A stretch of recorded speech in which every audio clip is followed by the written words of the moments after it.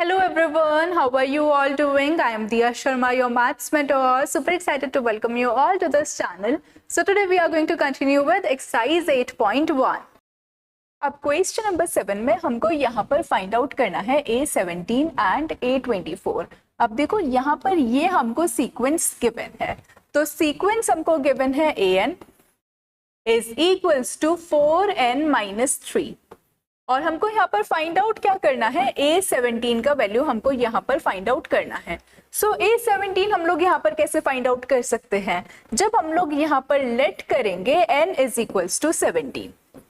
अब देखो यहाँ पर हमको an गिवन है, अगर मैं n के प्लेस पर 17 को पुट कर देती हूँ तो क्या मेरे को A17 मिल जाएगा. सो यहाँ पर हम लोग क्या करेंगे, n के प्लेस पर 17 को पुट करेंगे सो दैट हम लोग A17 यहाँ पर फाइंड आउट कर पाए.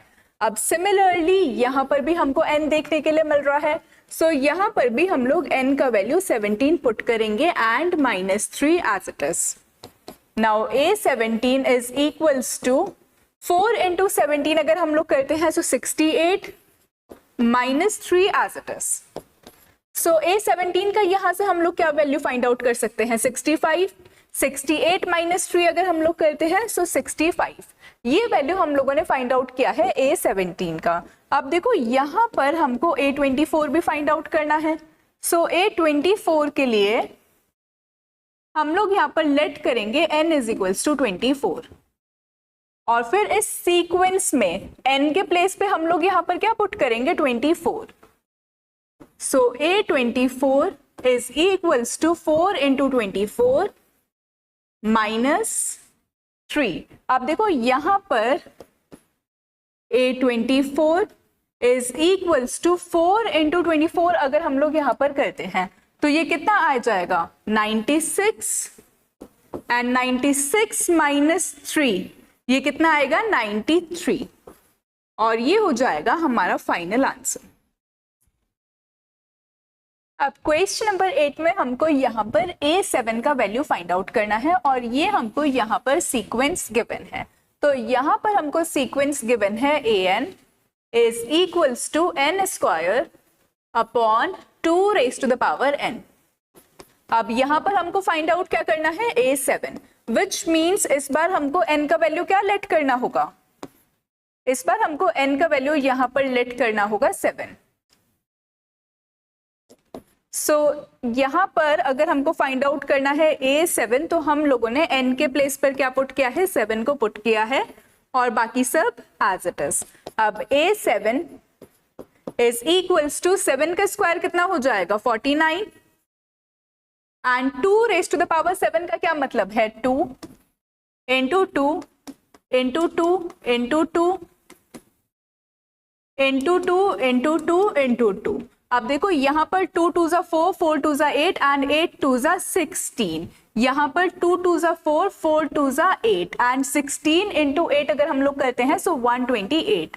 सो 2 raised to the power 7 किसके इक्वल आएगा, 128 के, और यही हो जाएगा A7 का वैल्यू. पर्सपिक्यूअस.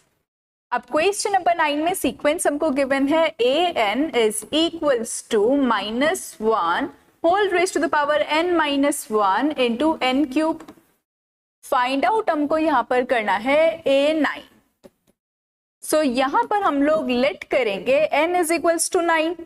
अब n के प्लेस पे हम लोग क्या करेंगे, 9 को पुट करेंगे, बाकी सब एज इट इज रखना है, बस n के प्लेस पे हमको यहाँ पर 9 को पुट करना है.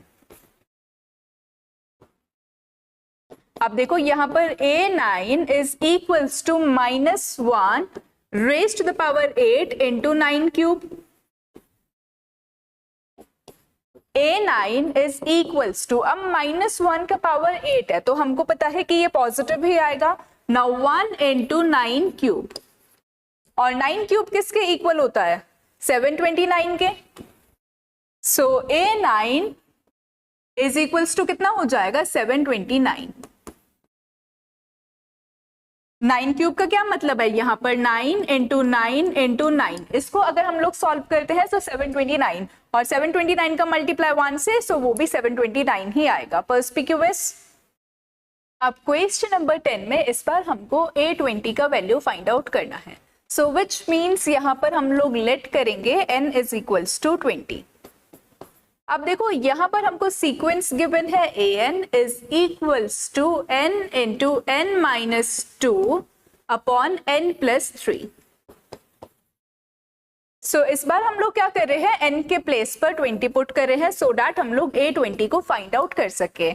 अब यहाँ पर n का वैल्यू कितना है 20, फिर से n का वैल्यू पुट करेंगे एंड माइनस में 2 एज इट इज, डिनोमिनेटर में फिर से n का वैल्यू पुट करेंगे 20 और प्लस यहाँ पर 3 एज इट इज। अब देखो यहाँ पर a20 हम लोग फाइंड आउट कर रहे हैं,